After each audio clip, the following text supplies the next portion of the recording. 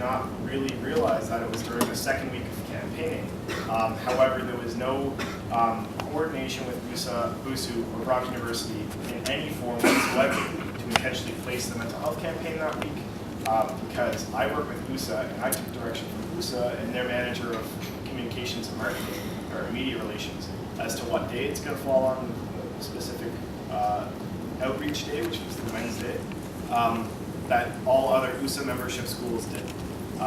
So it was purely coincidental that it fell on that day.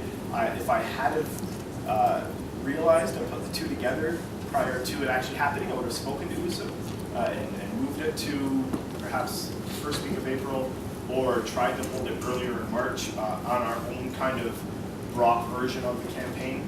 Certainly we wouldn't have had all the materials that USA provided to us for the third week of March, earlier in March, but I'm sure something could have happened. So I do urge Roland that should something like this come up, just for the perceptions, make every effort not to confuse the electorate or those who aren't even paying attention to the elections.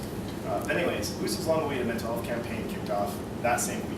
It was fantastic. The theme of mind hacking is based on this small New York art movement where they post thought bubbles all around the city and then take photos of people walking past them.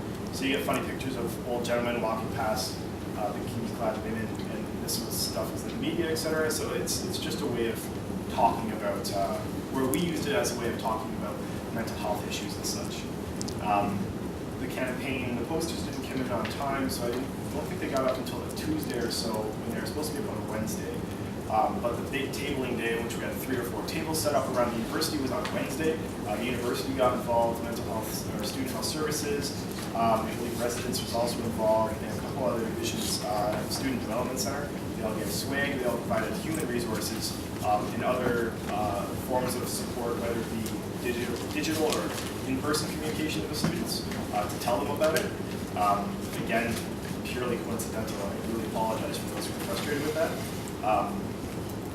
Anyways, that was hugely successful. And then on the Thursday was a March for Mental Health, in which we had a young student artist, and we received permission from Vince Wilson and others in the university to do a chalk drawing on the new concrete pathway between Cairns and Mac Chown. So people marched from the Schmong Tower around over there, so just to raise awareness. But overall, it was a huge success. It was the one campaign we really had to put a lot of resources into and support, because we canceled our tuition warrant, which was supposed to take place 2 weeks prior to that, for a number of various variables, including me being out of the office. But it was a huge success. It was our last one of the year. Advocacy has done a phenomenal job this year. I really hope you've seen them in the hall. If not, at least I hope you've rubbed shoulders with Antonio Carey or one of our interns, because they've done a phenomenal job, and I'm very impressed with them.